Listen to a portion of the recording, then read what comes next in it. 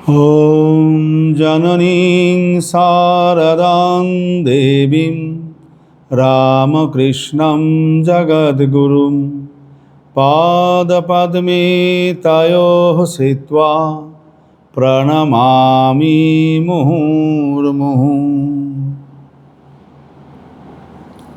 সবাইকে আমার সশ্রদ্ধ নমস্কার জানাই। আমরা আবার আজকে মিলিত হয়েছি গুণযজ্ঞের অনুষ্ঠানে। শ্রী শ্রী মায়ের কথা মান্য করার জন্য আমরা প্রত্যেক বৃহস্পতিবার সকলের মধ্যে গুণ দেখব বলে আমরা সংকল্প করেছি।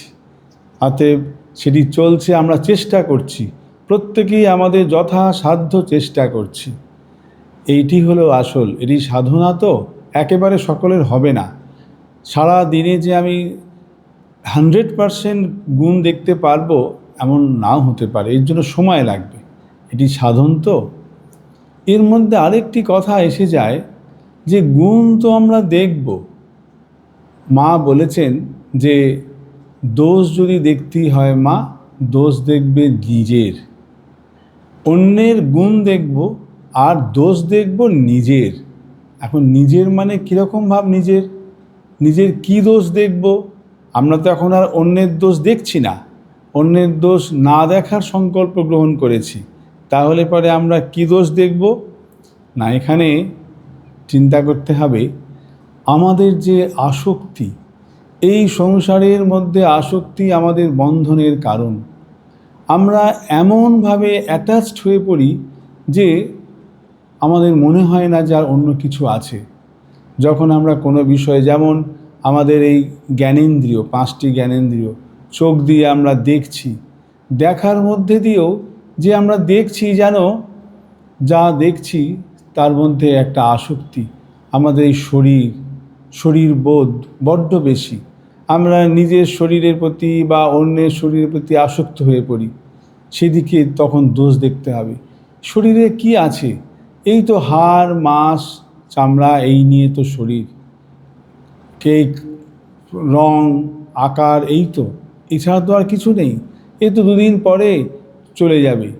যখন আমরা জন্মগ্রহণ করেছিলাম তখন একরকমভাবে আমাদের দেখতে ছিল, একরকমভাবে আমাদের শরীর ছিল, আবার একটা সময়েতে সেটি বাড়তে বাড়তে বৃদ্ধ হব, তখন একেবারে মৃত্যুর জন্য অপেক্ষা। এই তো অবস্থা, চলে যাবে শরীরটা। এই তো আমাদের শরীর, একরকম থাকে না। এর উপরে কিসের এত আসক্তি? কি এইটা নিয়ে খালি খালি চিন্তা করছি, এই নিয়ে খালি ভাবছি? কোনোভাবেই তো আর এটাকে সরানো যেতে পারবে না। এই সম্বন্ধে একটা গল্প মনে পড়ে। প্রভু মহারাজকে একবার বলা হয়েছে যে মহারাজ, এখন সব চারদিকে ভাইরাল ফিভার হচ্ছে, তো ভক্তরা সব প্রণাম করতে আসেন, তো এখন একটু দূর থেকে প্রণাম করলে ভালো হয়, তা না হলে ওনাদের ওইসব ভক্তদের মধ্যে হয়তো আছে ভাইরাল ফিভার, ভাইরাল ইনফেকশান আছে, সেখান থেকে আপনারও হয়ে যেতে পারে।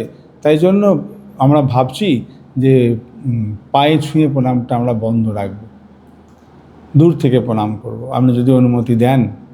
তখন মহারাজ বলছেন, ও তোমরা বুঝি আমার পা ছুঁয়ে প্রণাম বন্ধ করে আমাকে আরও 500 বছর বাঁচিয়ে রাখতে চাও? তো আর কিছু বললেন না, হেসে ব্যাস। তার মানে তাদের হচ্ছে এইরকম ভাব। তো আমাদের ঠিক তাই, শরীরের প্রতি আসক্তি, আমাদের এটি মনের মধ্যে যদি বিচার থাকে তাহলে এটি হবে না। আবার যেমন ভাব দর্শনেন্দ্রিয়, অর্থাৎ আমাদের চোখ দিয়ে যা দেখছি তার উপরে, আবার ঠিক তেমন ভাব ঘ্রাণেন্দ্রিয় বা আমাদের রসনেন্দ্রিয়, খাবার দাবার ইত্যাদি, এই সব কিছুর সঙ্গেই একটা আসক্তি এসে যায়। তখন সেইটি থেকে আমরা কিছুতেই বেরোতে পারি না। প্রত্যেক দিন কি হয়তো দেখতে পাই গেম খেলছে, কম্পিউটারেতে বা এই ফোনেতে গেম খেলা। সেই গেম খেলতে খেলতে এমন তাতে অ্যাটাচড হয়ে যায়, এমন আসক্ত হয়ে যায় যে জগৎ সংসারে যেন আর কিচ্ছু নেই, শুদ্ধ ওইটাই আছে তার সঙ্গেই সে কথা বলছে, সেই সঙ্গেই রয়েছে, আর সমস্ত তার জীবনের অন্য সব কিছু সব যেন ব্ল্যাঙ্ক। তার নিজের খাওয়া দাওয়া ঘুম এই সব কোনোটাই আর সময়ে করতে পারে না। আস্তে আস্তে তার টেম্পটেশান আসতে থাকে, মানে আর খুব ইরিটেশান আসতে থাকে, খুব একটা চেঞ্জ হয়ে যায়। এই যে আসক্তি, এইগুলোকে থেকে নিস্তার পাবো কী করে? এর জন্য এইগুলিতে দোষ দর্শন করতে হয়। তখন তখন মনে মনেই ভাবতে হবে, যারে এই নিয়ে আমি সারাদিন কাটাচ্ছি, এটাতে কি আছে? এ তো কিছুই নেই।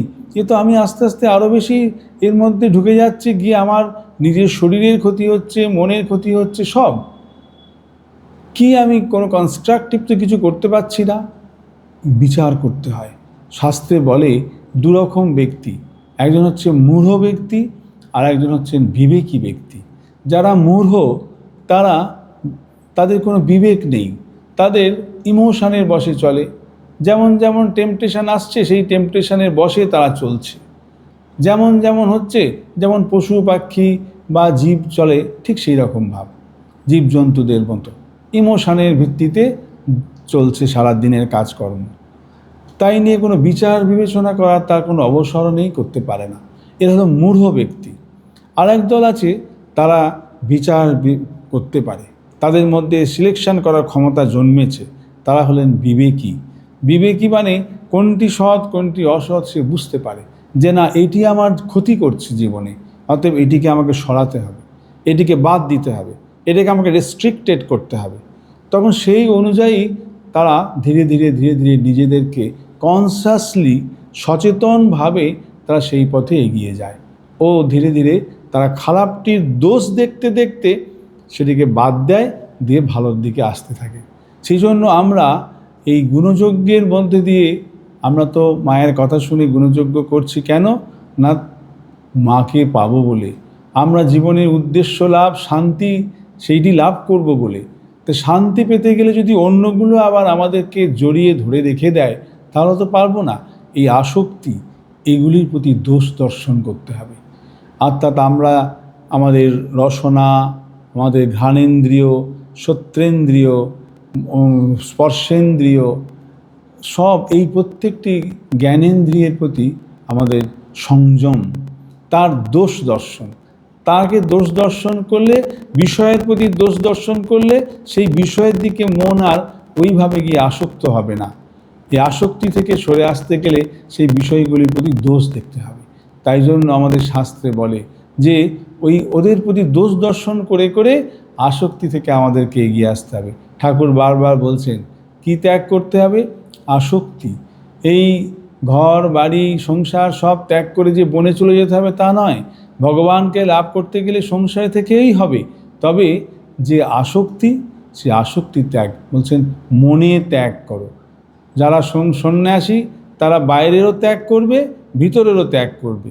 আর যারা গৃহস্থ, যারা সংসারে থেকে তাকে লাভ করতে চায়, তারা অন্তরে ত্যাগ করবে, ভিতরে ত্যাগ করবে। কি ত্যাগ? আসক্তি ত্যাগ। কোনো কিছুর প্রতি তাদের ওইরকমভাবে অ্যাটাচমেন্ট, আসক্তি থাকবে না। কি করে থাকবে না? তার দোষ দর্শন, সব সময় ওইগুলির প্রতি দোষ দর্শন করতে হবে। যেটি আমাকে আসক্ত করছে সেইটির প্রতি দোষ দর্শন করে সেটিকে সরাতে হবে।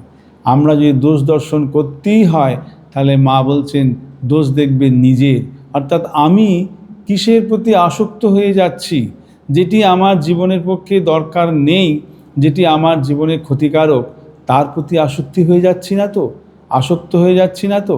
সেই জন্য তাকে দোষ দেখে সেটিকে সরাতে হবে। সরিয়ে আমরা অন্যের গুণ দেখতে দেখতে আমরা তার কাছে পৌঁছাবো, শান্তির পথে পৌঁছাবো। শান্তির রাস্তা এটাই একমাত্র। শ্রী শ্রী মায়ের কাছে প্রার্থনা করি আমরা যেন এইভাবে নিজের দোষ দেখে অন্যের গুণ দেখে আমরা শান্তি লাভ করতে পারি। এই প্রার্থনা রেখে সবাইকে আবার সশ্রদ্ধ নমস্কার জানিয়ে শেষ করি।